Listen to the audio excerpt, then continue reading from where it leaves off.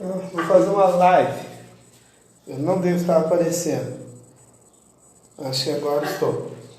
Bom, algumas pessoas me pediram alguns esclarecimentos a respeito de povos antigos. Eu vou começar bem lá atrás. Vamos começar num trecho do livro de Gênesis que conta a história de um José que era um 12º filho de Jacó ou Israel e foi parar no Egito. Ok. Segundo o relato, eu vou fazer um paralelo entre a história contada pelos egípcios e a história contada pela Bíblia. No relato bíblico, o José foi vendido pelos irmãos, foi parar no Egito, começou a trabalhar na casa de uma pessoa importante, acabou sendo preso porque a mulher dessa pessoa queria ter relações com José. Na prisão, ele leu os sonhos de 2 funcionários do faraó. Um deles morreu e o outro foi restituído ao cargo. Daí, 2 anos depois, esse funcionário se lembrou do José e ainda estava na prisão. E acabou relatando ao faraó que ele poderia interpretar o sonho de umas vacas magras comendo umas vacas gordas e umas espigas magras. Aquela história que vocês sabem, dos 7 anos de fome e os 7 anos de fartura. Tá, nesse meio tempo, o José acabou se casando com uma mulher chamada Azenate. Na Bíblia diz Azenate, mas a pronúncia está errada. É Azenot ou Azerá no hebraico antigo. O que ocorre?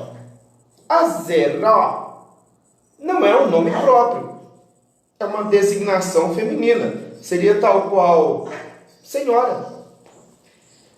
Então, a mulher do José não se chamava Azenate, ou Azerá, ou Azená, Azerá.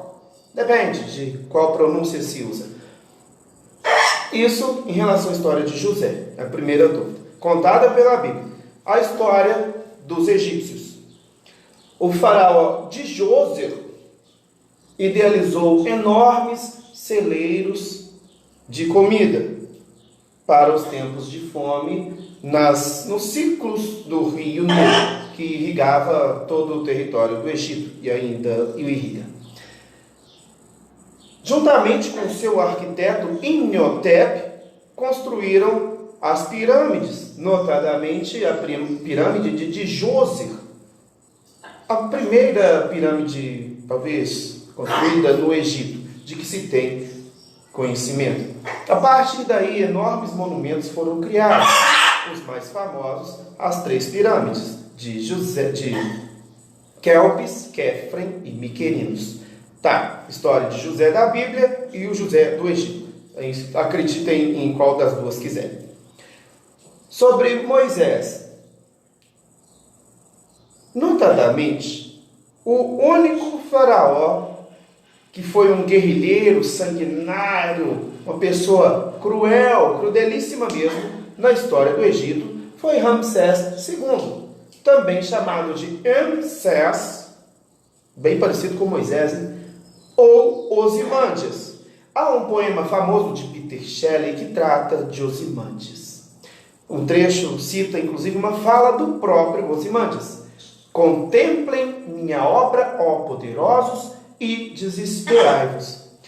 Num trecho da vida de Amsés II, ou Ramsés, ele entrou em guerra contra o rei Muatali II às margens do rio Orontes. Seria hoje o território da faixa de Gaza. Na época era território dos filisteus. Aquele povinho ali que brigava com os hebreus, aquela coisa que tinha até um Golias e pegaram uma arca, levaram para um tempo de Dagon e etc. Então, o rio Orontes foi onde ocorreu essa guerra sanguinária em que o rei faraó Ramsés venceu o rei Muatali. Inclusive este cedeu uma de suas filhas como esposa para o faraó. Nisso, meia dúzia de gatos pingados e ixus foram libertos no meio daquela confusão toda. Não serviam mais para os egípcios. Detalhe, ixus são o povo que originou os árabes e os hebreus. Eles viveram no território norte do Egito durante um tempo. Contudo, os egípcios os tratavam como preguiçosos, insolentes e traziam doenças ao povo egípcio. E com isso foram expulsos do Egito na Guerra dos Ixos. Isso remonta a muito tempo antes do faraó Ramsés II. Guerra dos Ixos. Um povo vindo do norte para o Egito, em busca de melhores oportunidades na terra que até então era o celeiro do mundo, posterior ao tempo do faraó de José, que transformou a história do Egito. O Egito virou uma superpotência. Nós tínhamos duas potências mundiais na época: o Egito e a Suméria. A Suméria deu origem à Babilônia, e o Egito continuou sendo o Egito.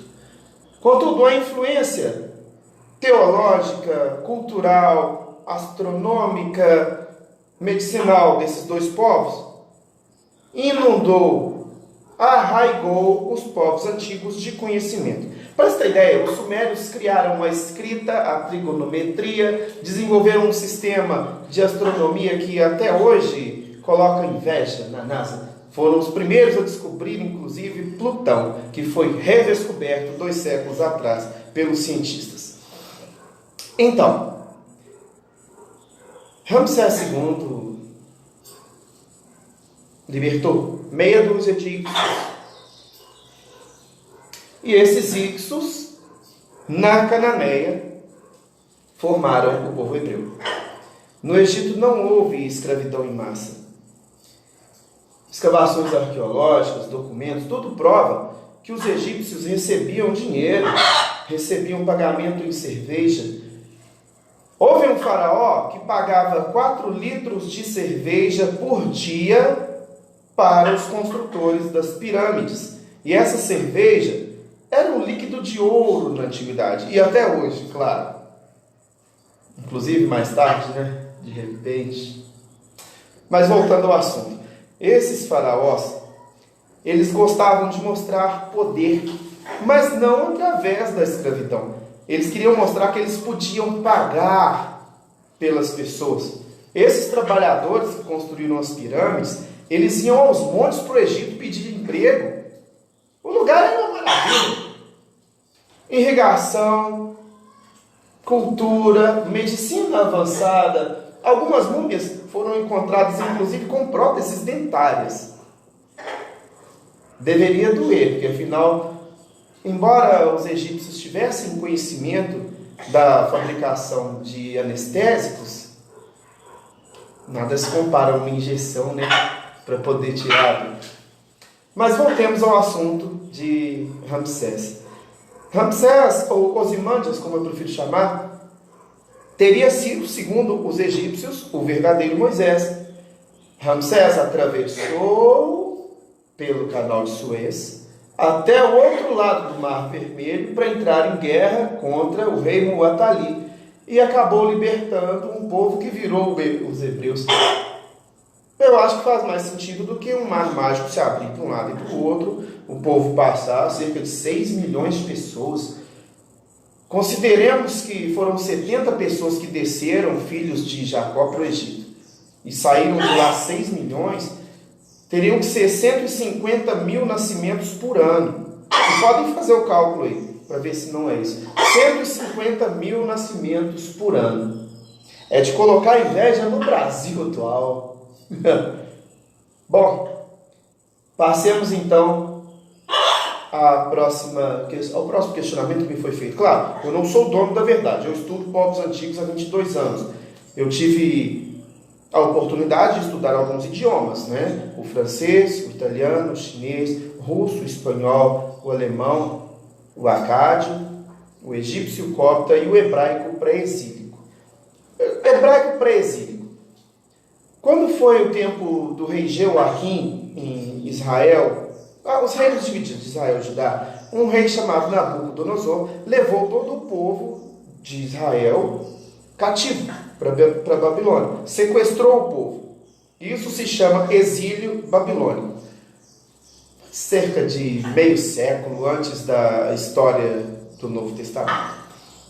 Mas tá, passemos então a essa fase do Novo Testamento, né? Algumas pessoas falaram, Jesus existiu. Não existiu, prove, mostre com argumentos. Então, muito se questiona a respeito do que seria um Messias. Muitos religiosos não fazem ideia do que seja um Messias. Vamos começar pelo Salmo 22 de Davi. Um salmo que em hebraico praesílico é bonito. Tem uma melodia chamada Lagares. Peguem suas Bíblias aí, acompanhem pelas Bíblias. Eu não preciso disso.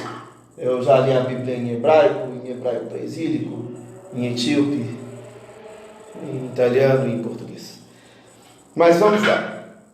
O Salmo 22, ele contém todas as falas que são precedidas do Novo Testamento. Senhor, por que me abandonaste? Repartiram entre si minhas vestes, lançaram sorte.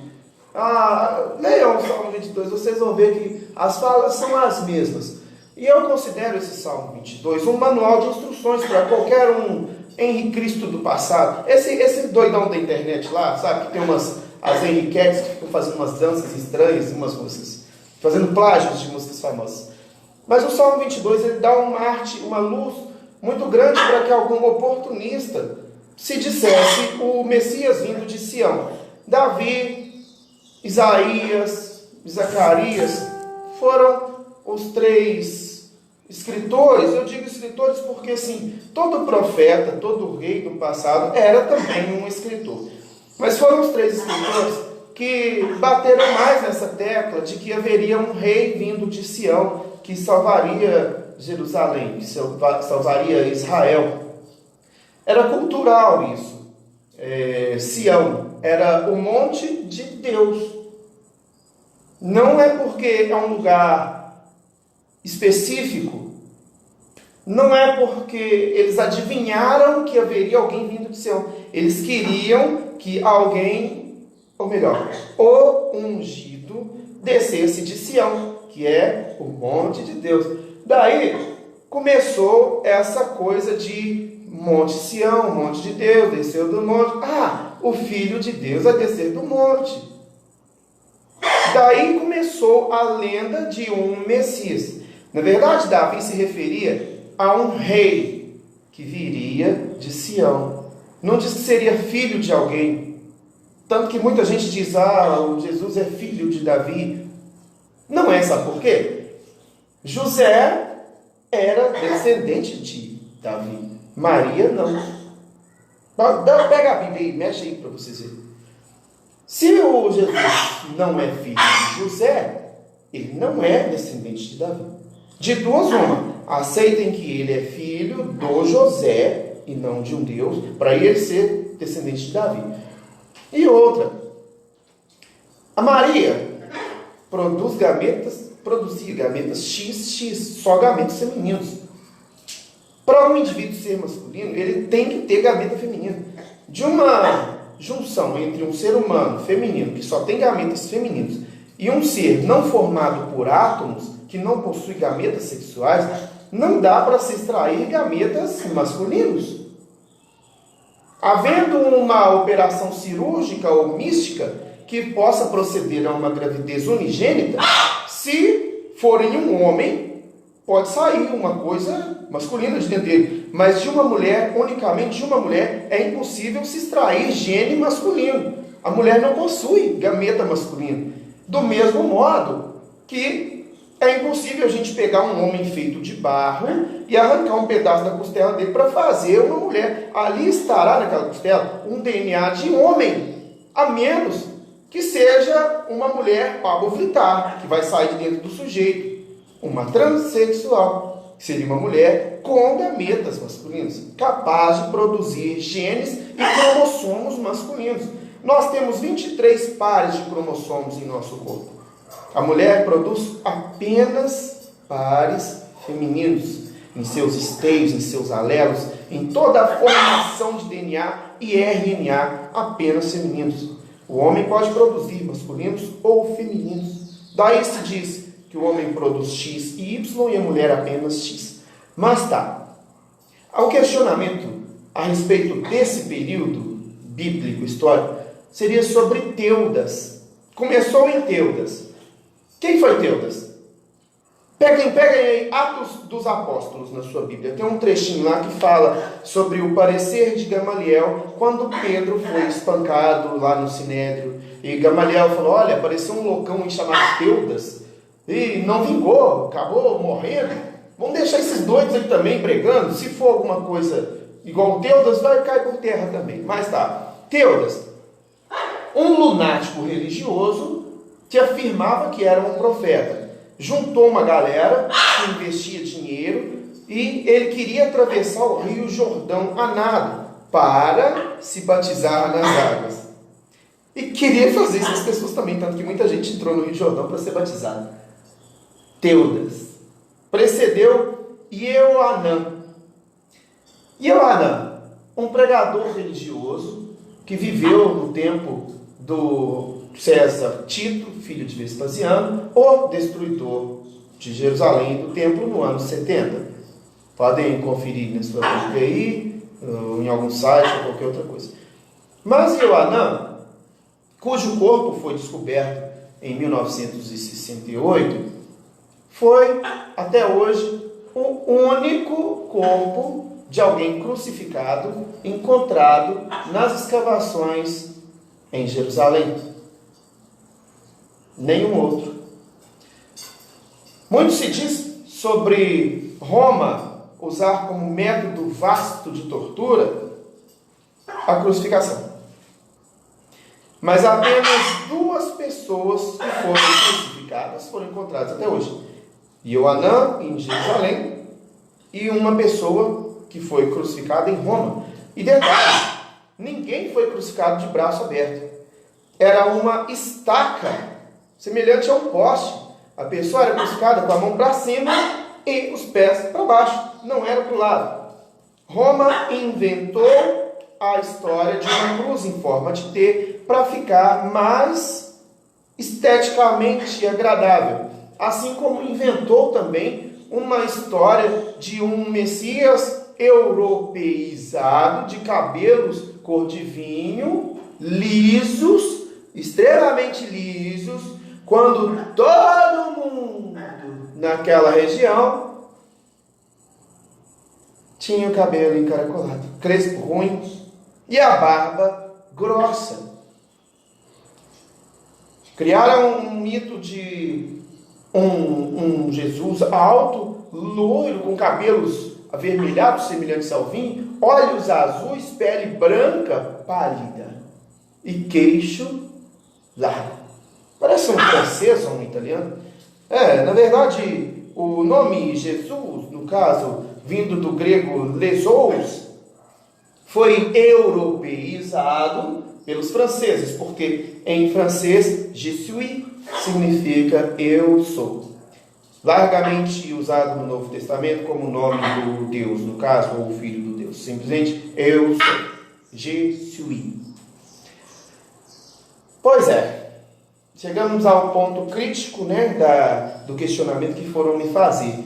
Como que você tem provas disso? Então, o César, ou melhor, Tito, filho de Vespasiano, foi quem realmente conseguiu colocar fim à guerra judaica. Imagina que situação interessante, citei agora há pouco no livro dos Atos dos Apóstolos, em que Pedro foi espancado pelo Sinédrio, mas não morto. Você sabe por quê? A ordem para matar não vinha do Sinédrio, vinha de Roma, vinha do governador, do imperador, do cônsul ou do César. Pedro sabia que não seria morto. Há um episódio no livro de Flávio Joséfo, num dos livros, porque são vários livros contando a historiografia da guerra judaica. Um desses livros trata de um personagem, um maluco chamado Pedro, e coincide até com esse trecho da crucificação de Euanã. Esse Pedro foi um dos últimos dissidentes na conquista de Jerusalém. Detalhe, Tito, o César, conquistou uma por uma das cidades descritas no Novo Testamento como supostas passagens do Jesus. Só que ele não chamava Jesus, não, chamava Josué, tá? A palavra Jesus não existe no hebraico. Yehoshua é o nome, ou Yushua. Josué, não é Jesus. Como eu disse, foi europeizado pelos franceses, que acharam bonitinho colocar um nome Jesui. Fica mais leve, mais atraente. A língua francesa é belíssima. Je parle très bien le français. Mas voltamos a Tito, o César. Dê a César o que é de César e dê a Deus o que é de Deus. Essa frase é de Tito. Ele queria dominar a Palestina. A Palestina era um território muito arraigado na religião. Daí criou-se o mito de Jesus. Por quê? Os judeus, notadamente os fariseus são judeus, tá? Depois da revolta de Judas Macabeus, uma ala de judeus mais agressivos em relação ao Pentateuco, aos ensinamentos, aos livros antigos, se separou da outra ala judia e criaram os fariseus. Muita gente na igreja ouve falar isso, os fariseus, e não sabe o que é. Eram judeus, é tipo um judeu raiz. Os fariseus são mais próximos dos hebreus do que os judeus ortodoxos, porque eles se apegavam aos livros de Moisés, os livros antigos. Não aceitavam a influência de outros livros. Era tipo raiz mesmo. Essa gente não queria entregar a Palestina. Olha que ideia boa para fazer esse pessoal morrer. Ter um pregador que vá contra o que eles pregavam. Isso justificaria um monte de morte que o Tito fez, né? Na época, Tito ainda não era o César, quando ele começou a matar desemboladamente. Matou judeu demais. Matou muito judeu.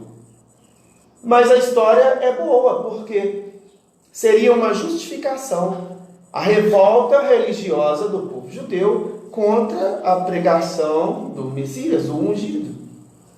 Ou seja, Davi, Isaías e Zacarias disseram: vai vir um rei de Sião montado num jumentinho, cria de jumenta que nunca foi montado, entrará em Jerusalém.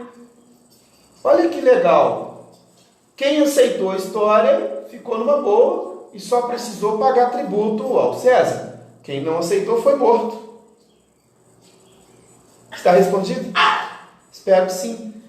E sobre AC e DC, não foi criado no ano 0, não. Até mesmo na Bíblia, consta lá que Herodes morreu antes do ano 0.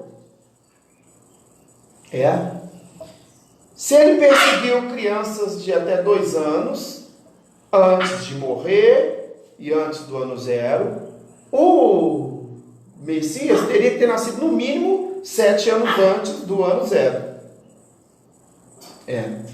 A CIDC foi uma criação de Dionísio, o pequeno. Ele deveria ser pequeno mesmo, viu?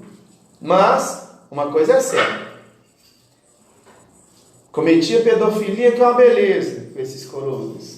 Na verdade, a Santa Inquisição da Igreja foi um ambiente secular, brutal, de homicídios, tortura, mortes, estupros, infanticídio, feminicídio e escravidão. Essa gente religiosa matava geral, matava era todo mundo. Se o sujeito fosse um cientista, matava. Um filósofo, morte. Se a pessoa questionasse: mas eu acho que a Terra é redonda, opa, é bruxo, vamos matar. Isso foi a Santa Inquisição. Uma hora entrem na internet e pesquisem sobre instrumentos de tortura na Santa Inquisição. Terrível. O pior deles era o burro de bronze. Era um burrão de bronze e a pessoa era colocada lá dentro para queimar dentro de uma fornalha fechada. Ah, é tipo frango no bafo. É tipo aquilo ali. Só que a pessoa era colocada viva. Eles não matavam primeiro para depois colocar. Imagina o desespero dessa gente sendo queimada aos poucos. Vários foram os objetos de tortura da Santa Inquisição. E é por isso que hoje largamente existe o AC e o DC no Ocidente. Quem não aceitasse ia ser morto. Isso acabou virando tradição. Assim como a cultura do cristianismo vingou devido às perseguições, principalmente no tempo da Guerra de Constantino. Tivemos vários concílios. O de Nicéia, que eu considero um homicídio à história. O de Constantinopla, onde o clero decidiu aprender tudo que fosse algum elemento de prova contrária ao que eles estavam pregando sobre um Messias.